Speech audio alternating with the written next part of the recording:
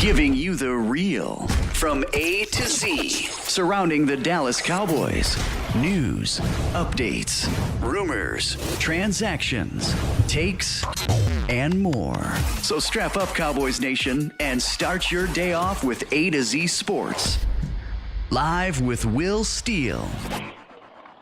3, 2, 1. Here we go.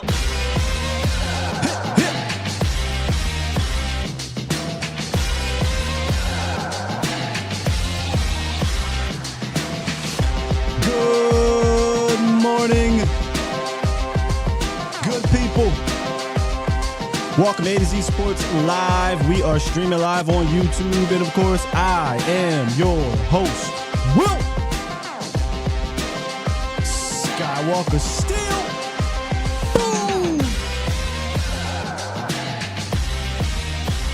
Coming up today, we turn our attention to the late round draft picks. Yeah, we are going to look at the reality as we assess their expectations. Plus, in the roundup, the Cowboys find themselves in the crosshairs after a glorious weekend in the DFW area in regards to sports. So we'll have a little fun at our expense in the roundup. But good morning, Bomb Squad. How we doing? Bomb Squad! That's Cowboys over there. Bow! Caught in the crosshairs. How we doing this morning? It was a really good weekend this weekend for the Cowboys. For the DFW area sports teams, the Mavs, right, and the Stars. And again, we'll talk about that in the roundup in a quick second. So if you are fans of those teams, man, shouts out to you. The NBA playoffs have been fantastic. Shouts out to Ant-Man and the Wolves advancing as well. Pacers advancing. It's been a really good playoffs in sports in general. And we're at that weird part of the football schedule where there's not a lot of exciting things going on. But we slow rolled things, I think, perfectly for this show, at least, where we did our rating and draft series, right? And we talked about the guys I think deserve to have that type of show given to them from a feature standpoint. Now we wrap this whole thing up, and we're going to ball up Flournoy. We're going to ball up Nate Thomas and Justin Rogers all in one today. And we're going to talk about expectations and reality as we break down these players. So should be a good one. If you want to call into the show, you can. 351-999-3787 is the call in line. And we can rap, man, about whatever it is you want to rap about. But right now, we got to have a little fun at the expense of the Cowboys. It's time! It's time! It's time! It's time! It's time. It is time for... It's time for the morning roundup. Round 'em up, boys. Let me talk to you. Let me talk to you, Cowboys Nation. As I stated at the top of the show, the Cowboys continue to be the laughingstock of the DFW area.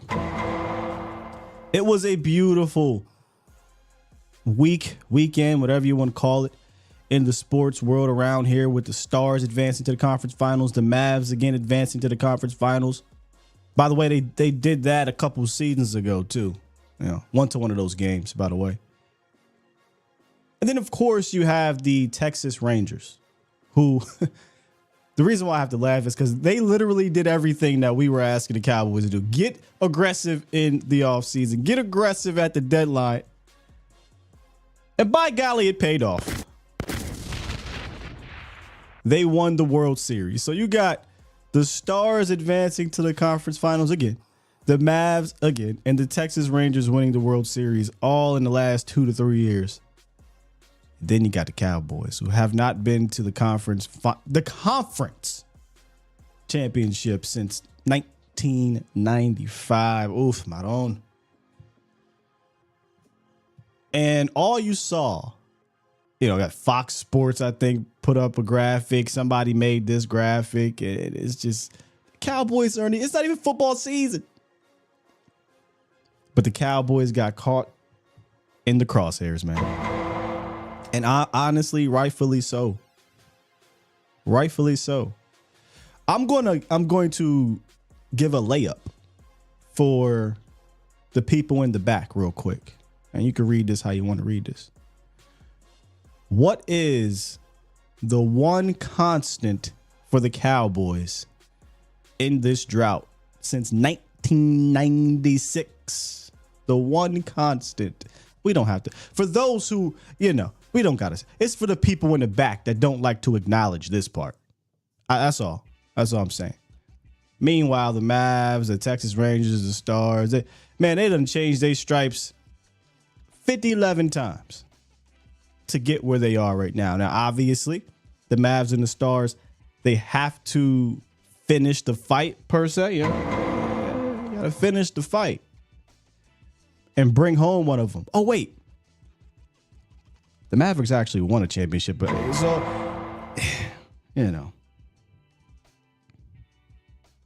I'm just saying, T-Jack. I'm just saying. Where my guy at?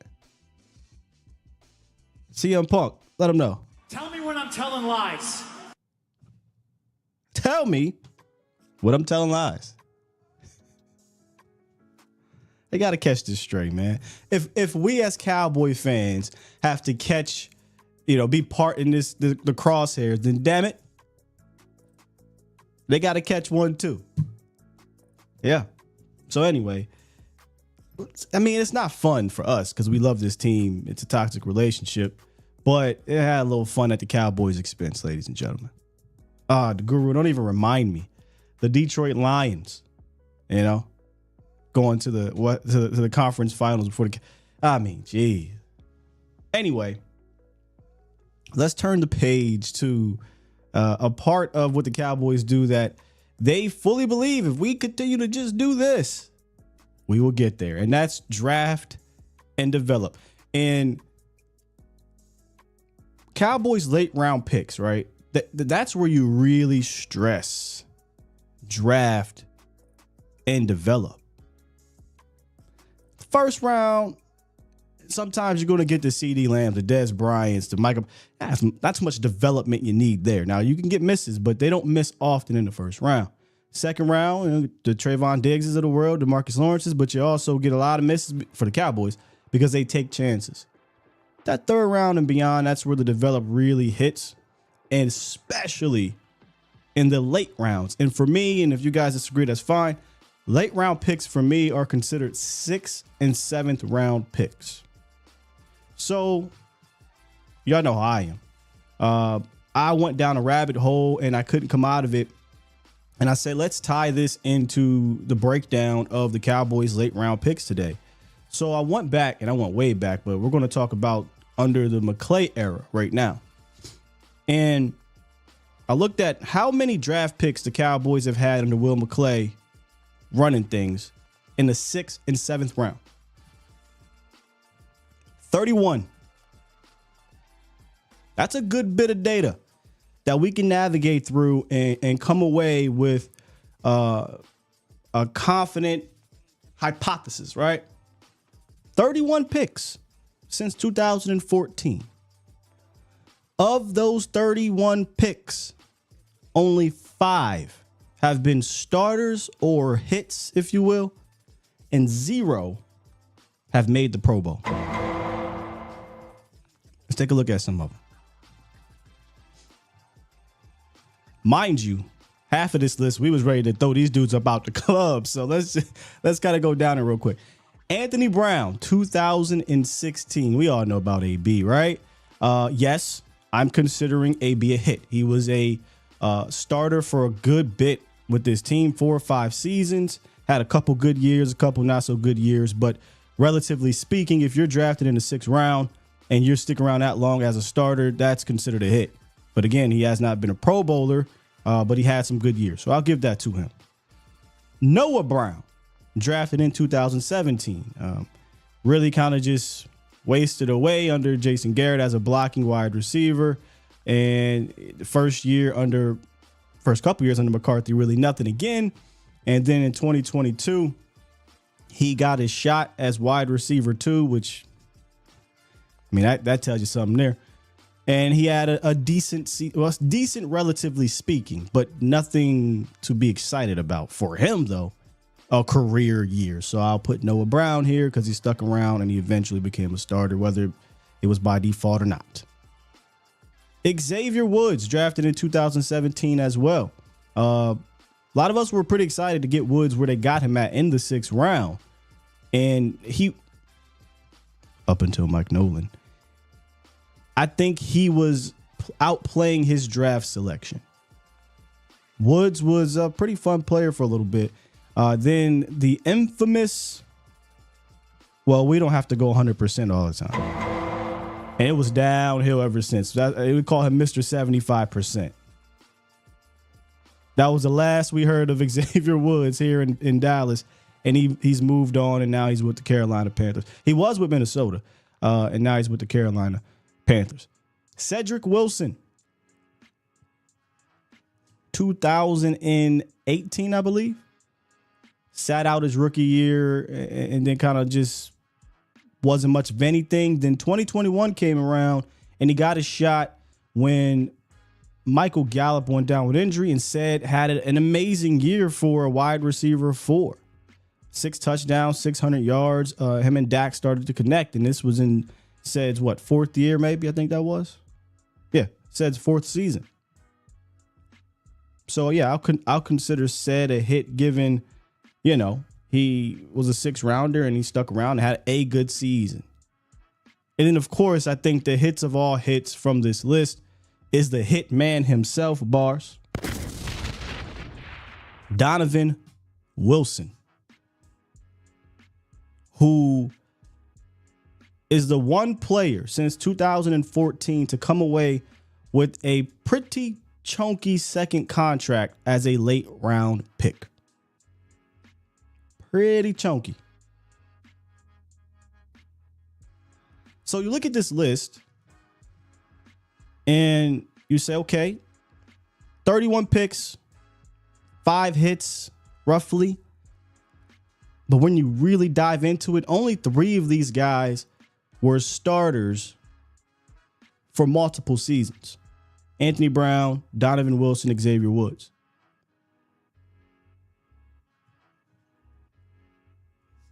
Now, agree or disagree on these, because I just happened to look over.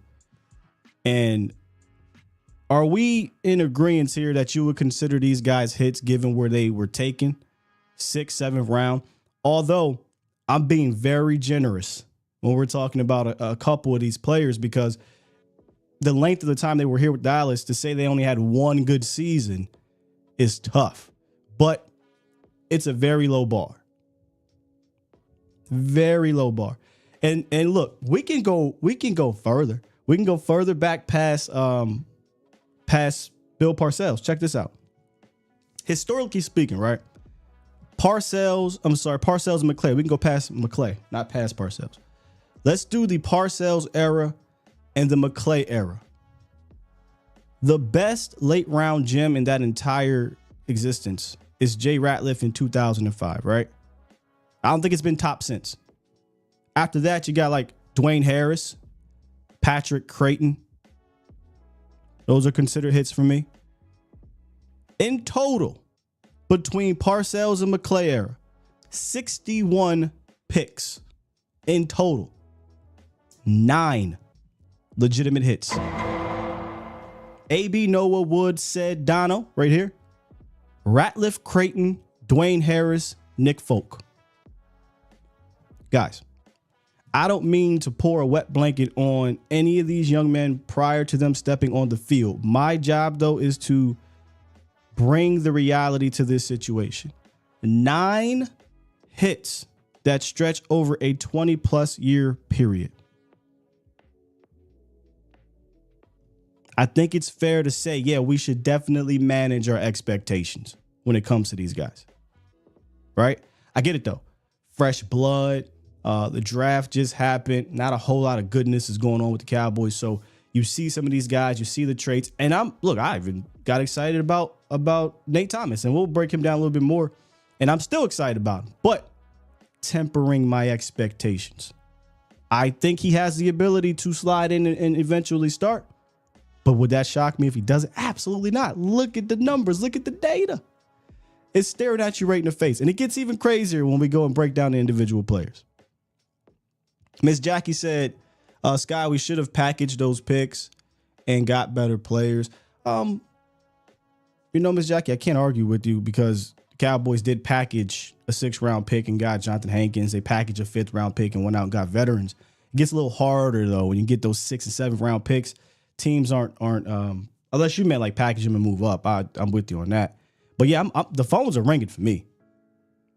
The phones are ringing. Here's why they're not ringing for the Cowboys, because they rely on these picks all the way to the end. Even if the data tells you 6th and 7th round picks don't necessarily move the needle for the Cowboys. They don't swing the pendulum.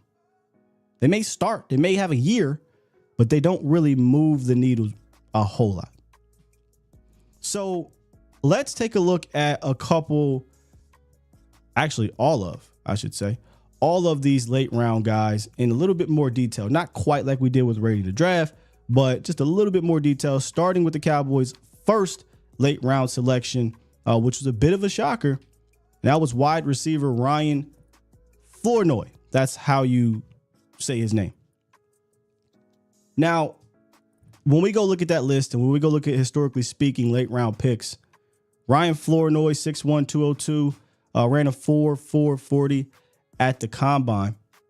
You look at wide receiver and DB is where the most success comes at in that 6th and 7th round. And again, the bar is really low. Noah Brown, Ced Wilson, they lead the way here. They've only drafted 3 wide receivers in the 6th or 7th.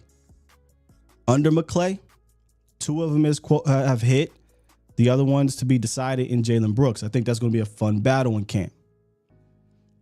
And again, like I said, guys, the bar is really low when it comes to saying Brown and Ced hit, but that's just where we're at here in Dallas. But Flournoy definitely has the tools to be intrigued with. He was the only FCS player to be invited to the combine, and he came a long way to get there. He was a no-star recruit right out of college, no D1, right out of high school, had no D1 offers, eventually went D2, battled some injuries in a canceled COVID season. Then he transferred to community college, and then he transferred to FCS SE Missouri State. So, he didn't necessarily have it easy. But like I said, there are things to be intrigued about when it comes to the tools that he has, the physical ability that he has. He went to the combine. It wasn't just a 40 impress. He had 11 foot broad jump, 9.88 RAS score. So you say, okay, does that athleticism translate on film? And it absolutely does. He's a strong wide receiver. He knows how to use his body. I said this when we did the mock, and he happened to be mocked here. He always seemed to be available for his quarterback when things broke down. Per our guy, Dane Brugler, he said his coaches and teammates have said he refuses to be outworked, and he does a ton of yoga in his training. So it's a guy that loves the game and puts in the work. I like that. That's a guy I can get behind to draft and develop, because that's the key word, the word develop. My expectations for him early, or for you really, should not be that high. We're talking about, go look at the data, go look at the player, but go look at the landscape into how he got here. We should just be hoping that we can develop him. And honestly, I think it's worth taking the time to develop him.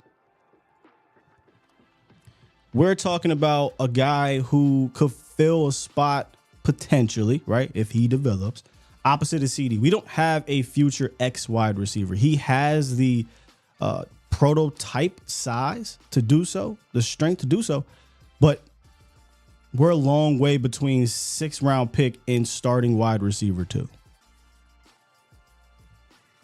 He spoke at camp, rookie mini camp, I should say.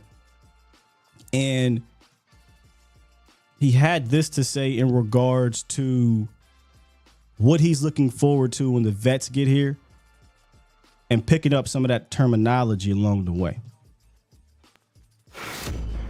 Just learning a lot from, the guys in my room and guys that, honestly, I compete for a spot with them.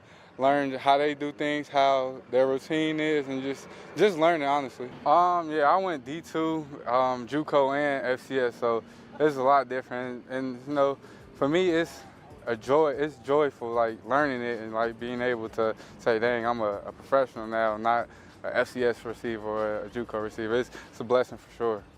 That last part is key because we saw the struggles that Jalen Tolbert had, coming from South Alabama and having to learn, an NFL playbook and terminology. It took him a bit. We'll see how long that may take. It may take Ryan Flournoy, but like I said, physically, he's extremely gifted. Now, he is a bit of an older player at 25. But when we look at Ryan Flournoy, I think the hope is that, can we get our next Ced Wilson? Look, again, the data's there. I'm not about to sit here and act like a 6th-round wide receiver for the Cowboys I'm all of a sudden going to believe is going to turn to the next Des Bryant. I would love for that to happen. But I would love if he was just the next Ced Wilson. And you can say, well, Sky, that's an extremely low bar. Well, I present you the data.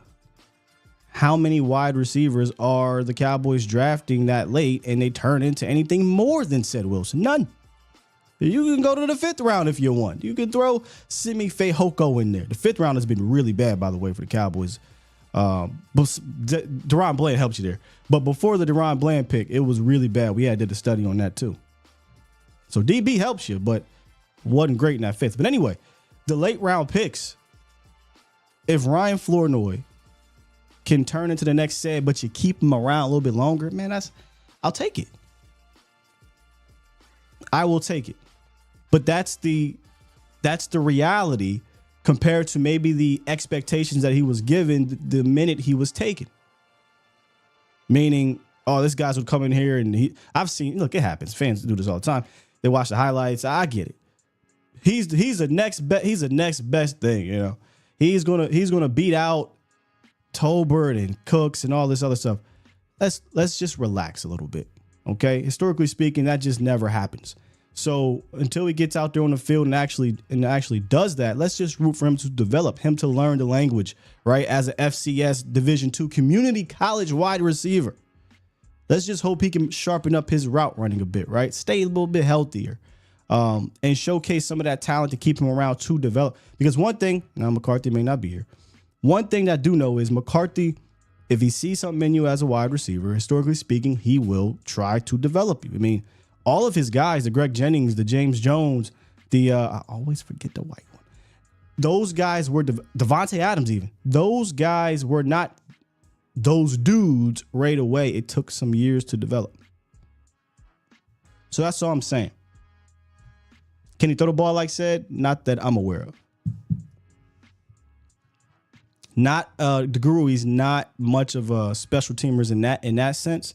But maybe that's something he'll practice to get on the field. Jordy Nelson, thank you. All those guys. Am I right, though? Like Jordy Nelson, James Jones, Greg Jennings. If you go look at the early parts of their careers, at least the first year, maybe second, it took them more than a season. They had to develop a little bit. Toxic saying Devin Street was a 5th rounder too, I believe. I ran into Devin Street's family, I think in Pittsburgh one day at the barbershop, and we had an interesting conversation. Let's hit the horn real quick before we get to our next guy and talk to the DFW fan of all DFW fans. Lo's been telling me about the Mavs and the Rangers and the Stars for years, man. Good morning, Los. How you feeling after a great weekend in sports for you?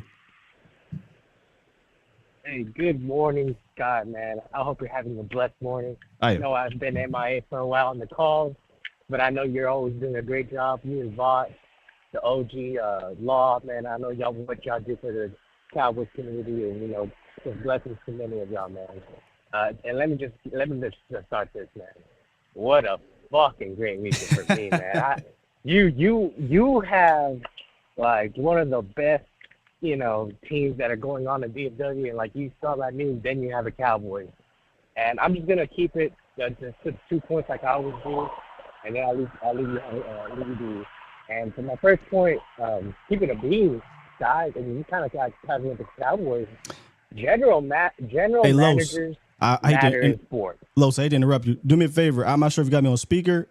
Either take me off or speak closer to the phone. Bit muffled.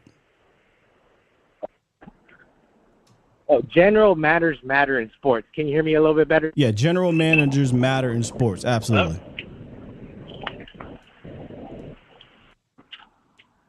Oh, sorry about that. Can you hear me a little bit better? Yep. General managers matter in sports. Gotcha. Yeah. Sorry about that. It's because I had my AirPods on.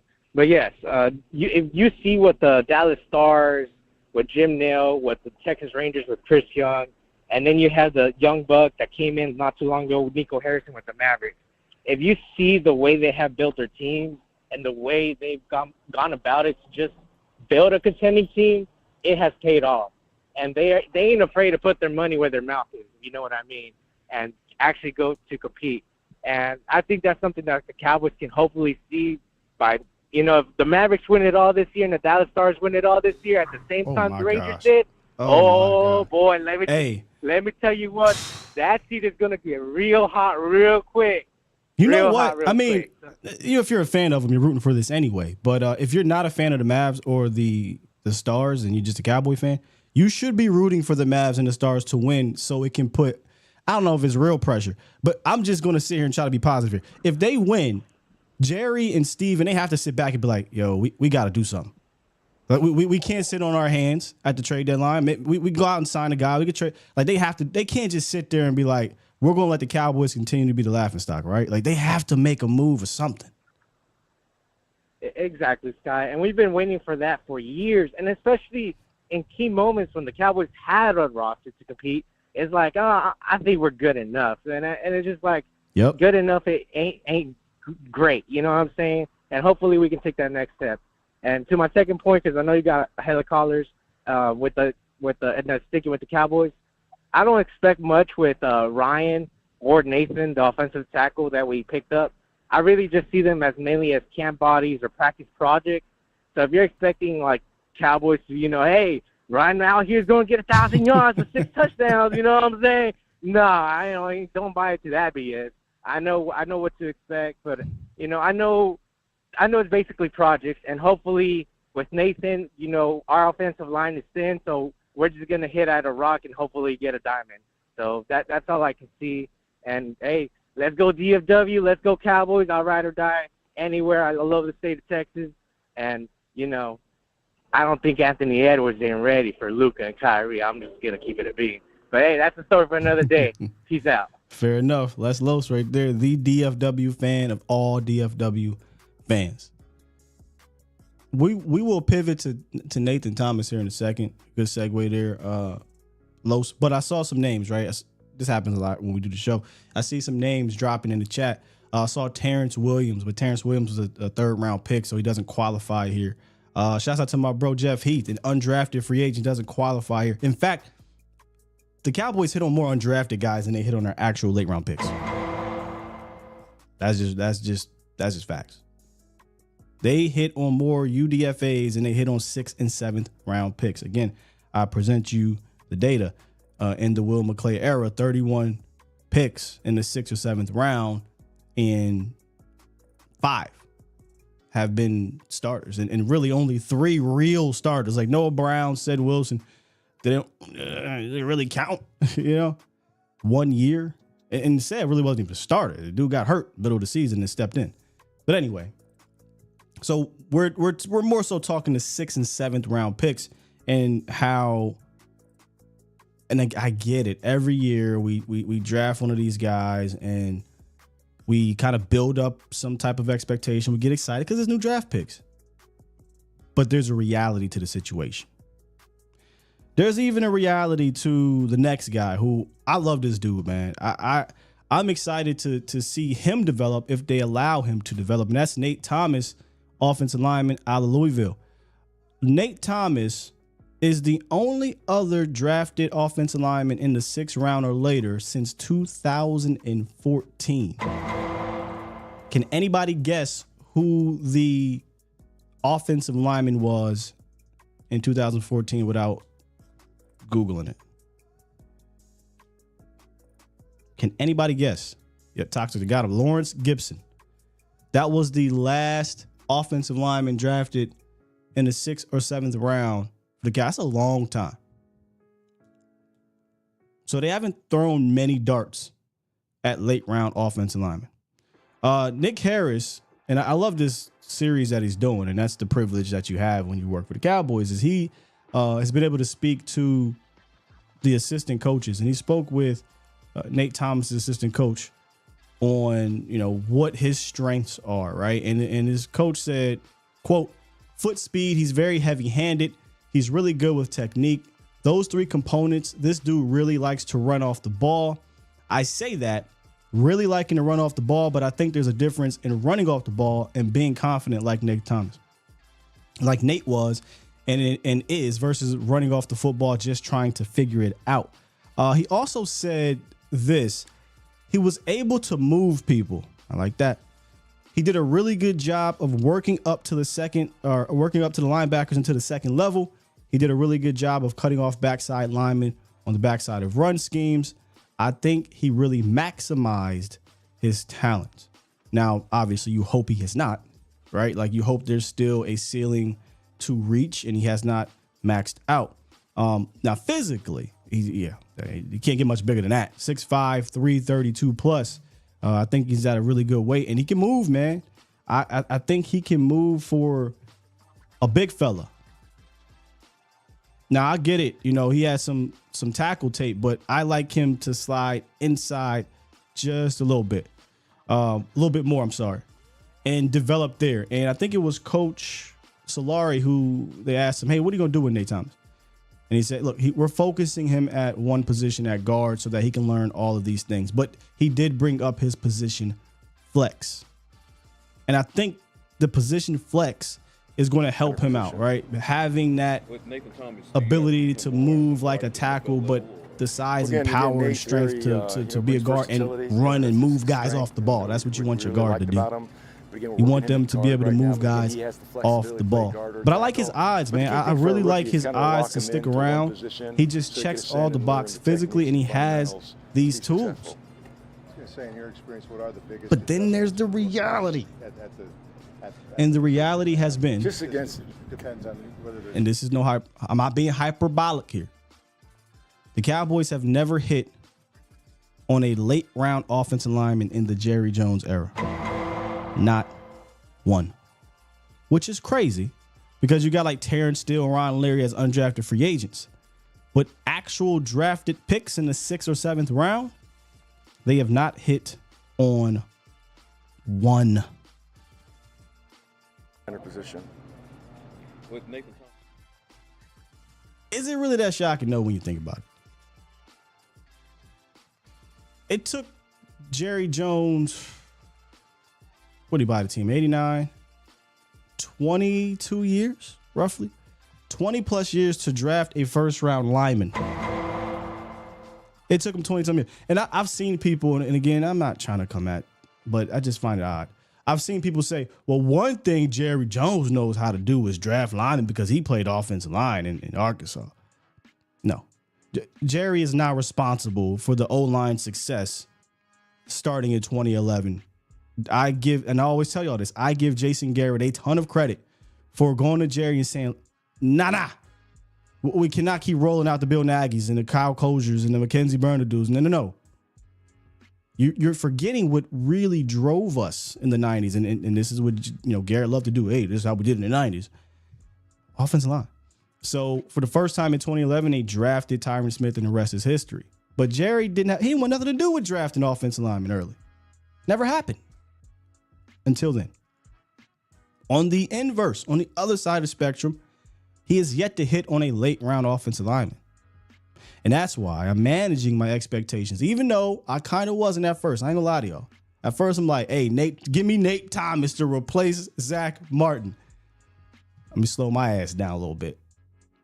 I like the size. I like the physicality. I like the strength he has. He can move his feet. Like, Coach ain't lying about them heavy hands. He's strong, man.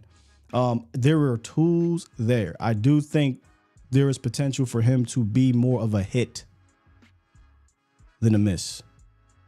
What say you, Cowboys Nation? Hit or miss? Nate Thomas. What's up with Josh Ball? Jay said, Josh Ball exists. What does that mean? All right, let me press this button. What do you mean by that? What do you mean by that?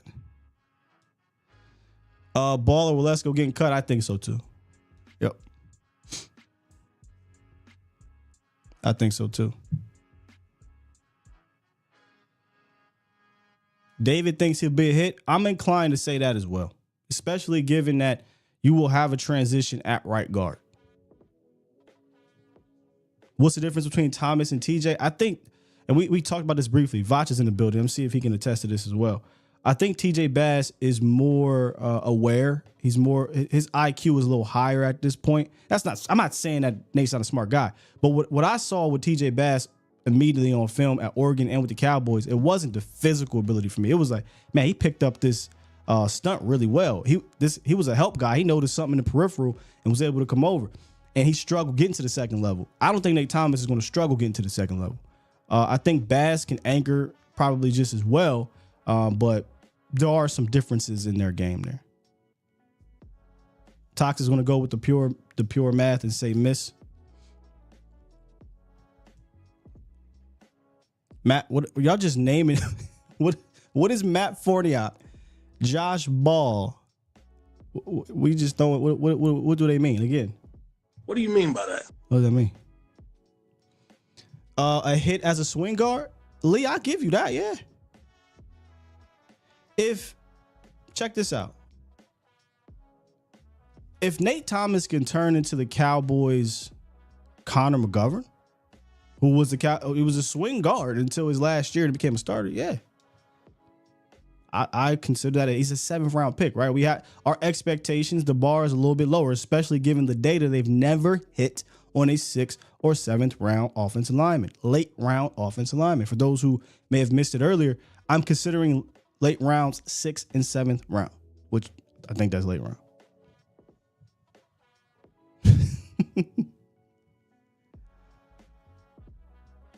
Josh Ball versus Jay Cargill Summers. That's about it, man. I mean, Bill Nagy, come on, man. We done been down this. So there you go. So Nate Thomas, I do believe there is something to Big Nate, maybe our new Nate. Remember Nate Newton? Ooh, that's kind of a bar. Our new Nate Newton. Nah, that's way too much. Nate Newton should be in the Hall of Fame. But I am definitely watching his development over the next season because Zach Martin is gone next year, right? I know TJ Bass was supposed to be the heir apparent, but remember, they're trying TJ Bass out at center. So this is really interesting. Again, I hate the fact that we're in this weird 1 year prove it thing for all these coaches because BB is going to be a center this year, I think, 100%. But if it doesn't work out, I wonder if they're kind of prepping themselves to say, okay, we'll slide BB to guard and put Bass there. Or they're just saying, hey, we like, again, he's smart. I said this before. He's so smart. We like your ability to be so aware and understanding that we think it'll make you a better center than it will guard. And that leaves the door open for this man. Leaves the door open for this man. All right, and finally, the last guy on the list.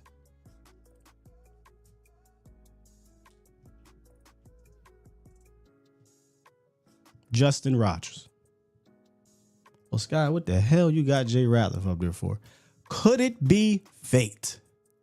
Could the Cowboys, who don't take many defensive tackles that late, could the Cowboys take another Auburn defensive tackle in the 7th round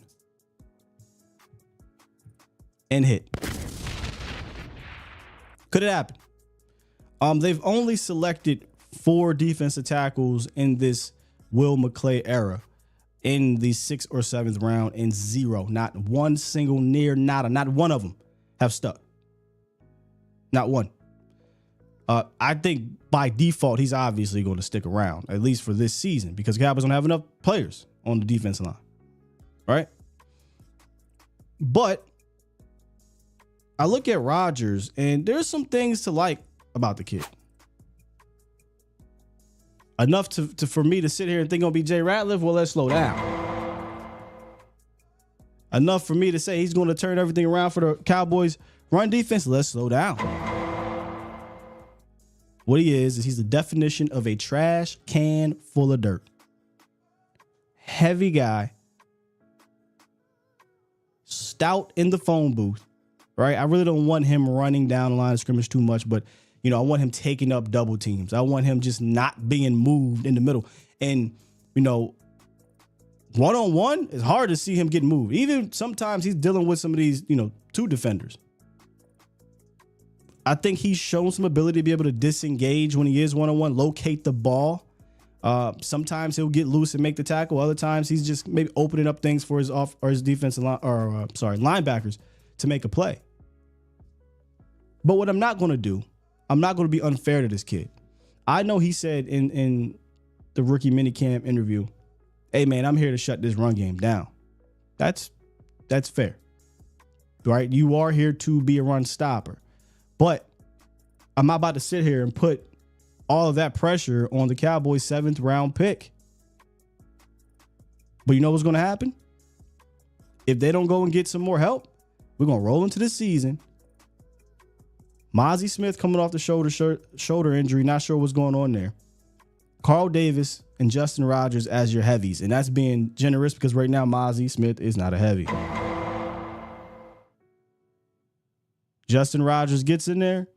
He doesn't really make much of a difference because, I mean, expecting a 7th round defensive tackle to be the difference is not a smart thing to do. And then next thing you know, Cowboy fans are out on Justin Rogers. For those who may have missed his interview, this is Justin Rogers speaking at camp. Obviously, the Cowboys had trouble stopping the run. How can you help them? Is that your forte? That's what I do best. Stop the run, especially clogging the middle up. So that's why they brought me in here. Is it a mindset? What is that? You just gotta have that mindset. You just gotta have that switch. When you out there on that field, you gotta make sure nobody ain't running through that middle. I love the mindset for sure.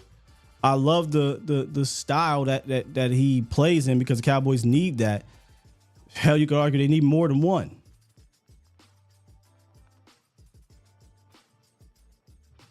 But the next Jay Ratliff, reality is that's not the case. Obviously, 2 different players, but it was too easy to put these guys against each other because both come from Auburn and both are 7th round picks. That 2005 draft was one of the greatest Cowboys drafts of all time. I'm not even trying to compare these 2 drafts, but I think Rodgers will get the opportunity. I will say this about hit or miss. I'm going to go with, and I could change my mind here, depending what they do in regards to bringing other guys. Right now, I have to say hit. I really had miss coming into this thing, but I start thinking Carl Davis is not going to be here. Osa might not be here. Dallas does not sign a bunch of high-end defensive tackles. So Rodgers is going to get every opportunity to be a hit. Let me say that. Let me just say that then. He's going to get every opportunity to be a hit on this team. It'll be up to him to make it happen. So if we're going by this, where I'm saying a guy like Noah Brown and Ced Wilson are considered hits, I think it's possible Justin Rogers could be in this field. A guy who's not considered a starter until maybe a year and has a solid season, and you know, we're in the 4th year of his contract, and we're like, oh, good for Justin Rogers. Now he's on the free agency, had one good year with the Cowboys, and he was a 7th round pick. We'll take it. And that's not saying a whole lot for the player, right? I'm more so saying hit because of his situation. He is a specific style of player that could easily get thrown out if a different defensive coach gets in here.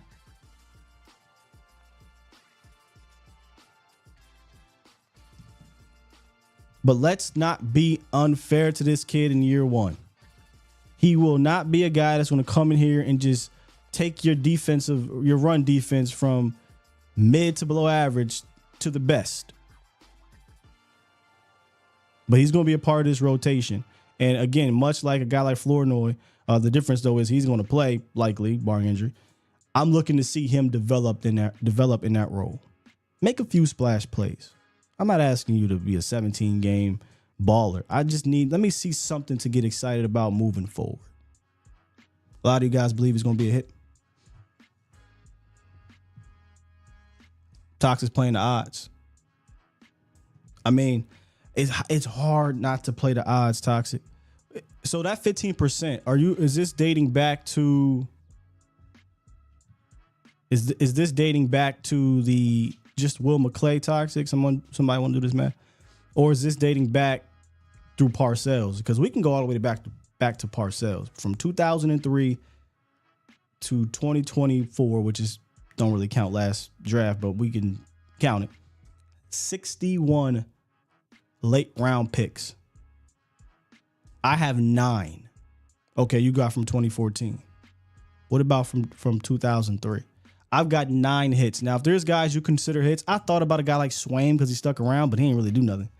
I thought a guy like Frazier, who was just a professional special teams guy and might have laid a hit here and there, but I don't want to put it. So I have 9. And the 9 players I got as hits are as follows. These guys here. AB, Noah Brown, Woods, Said, and Dono. Jay Ratliff, Patrick Creighton. I think those are easy. Dwayne Harris, I don't think gets enough credit. I love Dwayne Harris when he was here. That's definitely a hit. And then Nick Folk. Nick Folk, it was a hit for the Cowboys. Then the Saints game happened. They got his ass up out of here. But I will never forget the Bills game in Buffalo where Nick Folk nailed a 50-plus yarder twice to win the game. Pro Bowler. So those are your hits over 21 seasons or so.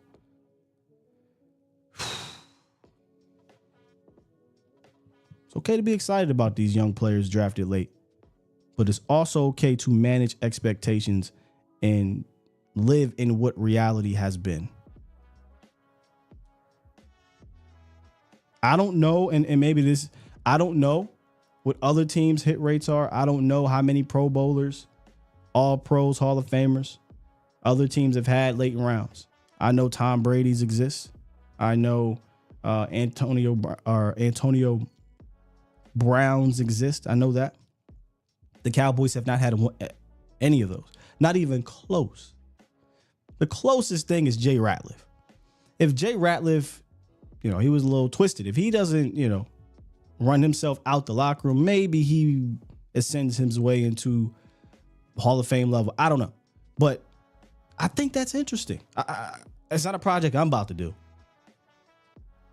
Go around the league and just how many have teams drafted a Pro Bowler in the 6th or 7th round?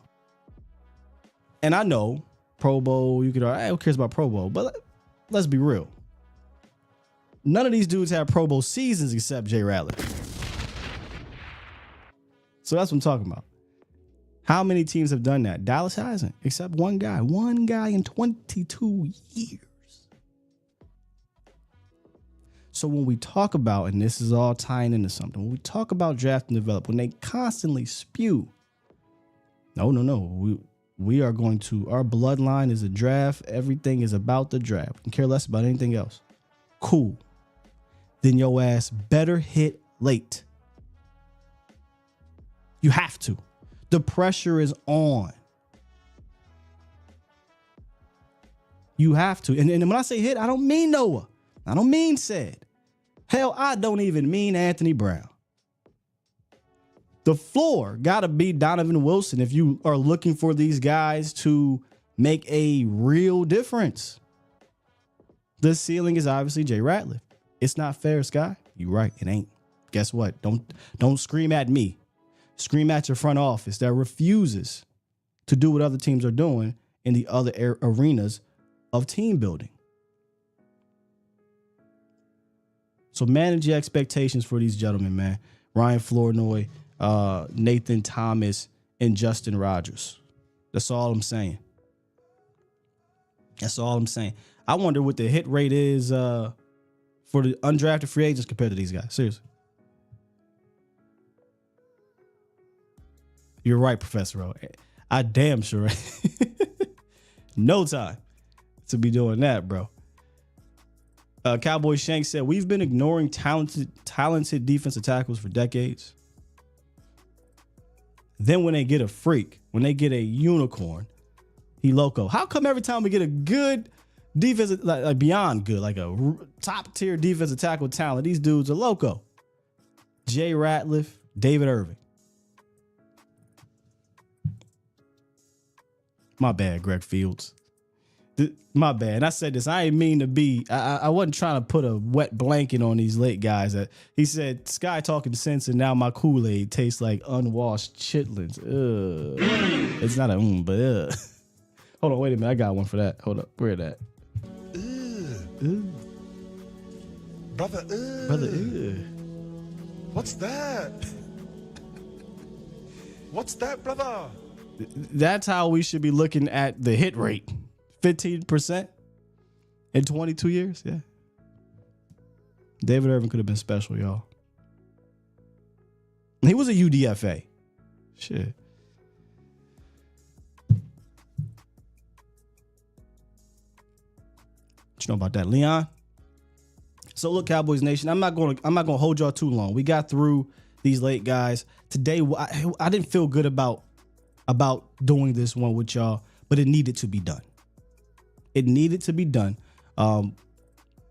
because we have to be fair to these young guys. It ain't really for us. It's for them, right?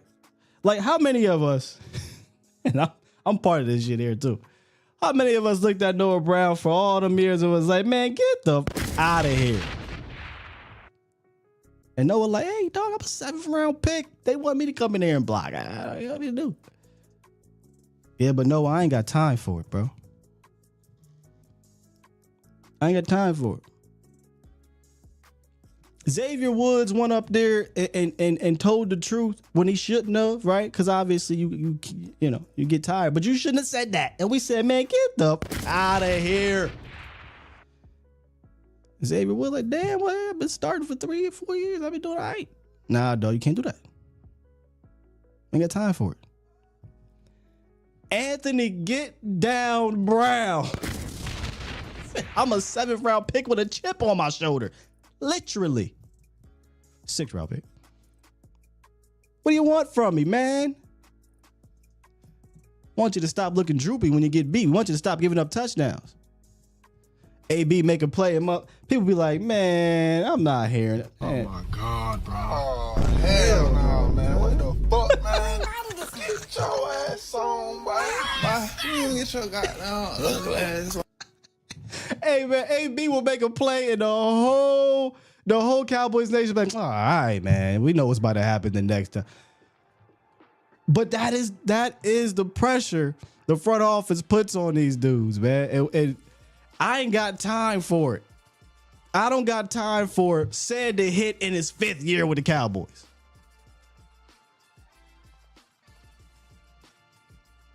I'm just keeping it a bean, man. Nah, you don't need Noah Browns. You don't need him. I don't need a dude who goes in there and look, man, shots out the door. Maybe Noah Brown now. Maybe Noah Brown in his 5th year, 6th year with the Cowboys. I don't need a dude who just gonna go in there and give away the play. You know that's the truth, right? When Noah Brown went in, here we go. Noah Brown gonna start out wide. He gonna motion in, block. You don't need Noah Browns. I'll take Noah Brown now.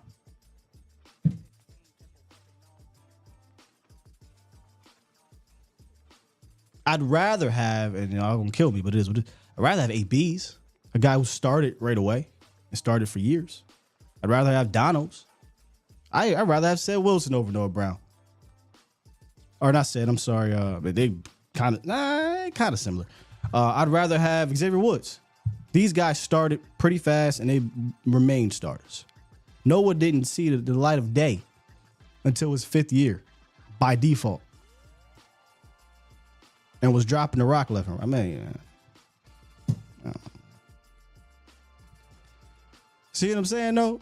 Anthony Barbecue Chicken, Noah Drop. What you call him? Noah Volleyball Brown. But that's the bar we have set ourselves at. That's where we set ourselves at, man. Let's see. Let's look at some super chats real quick on the way out.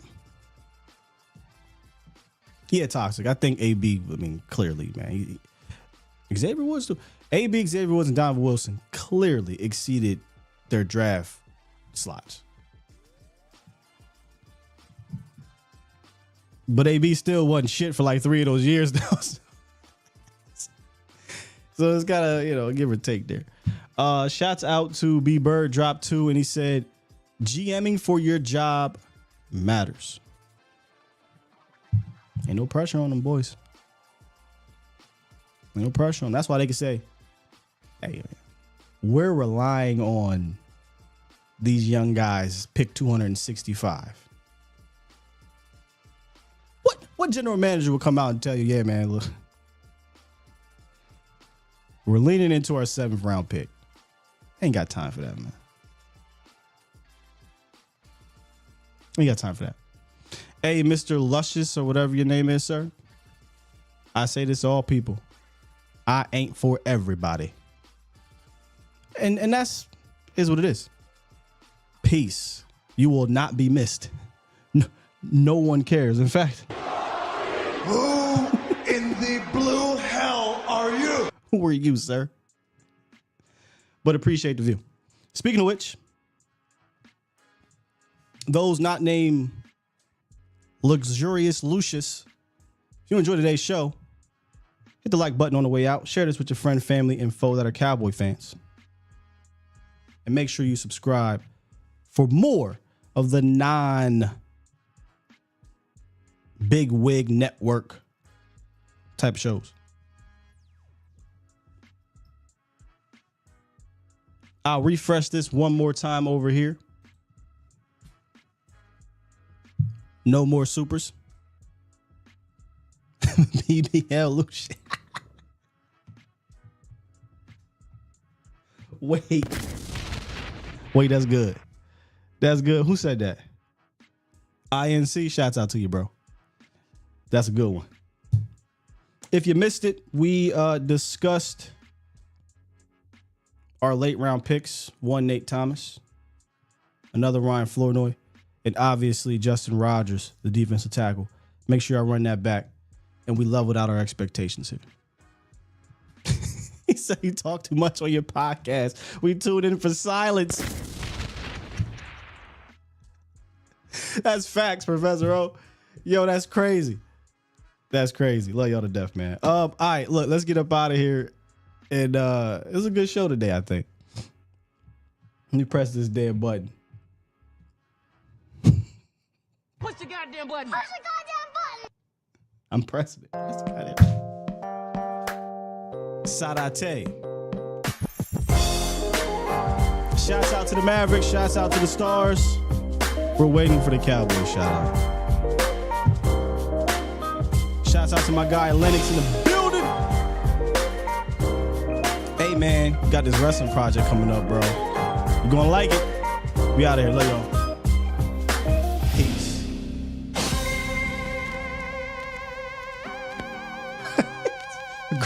Great show of talking. You know, your show would be a lot better if you talk less. Excuse me, sir? Just let the background music play.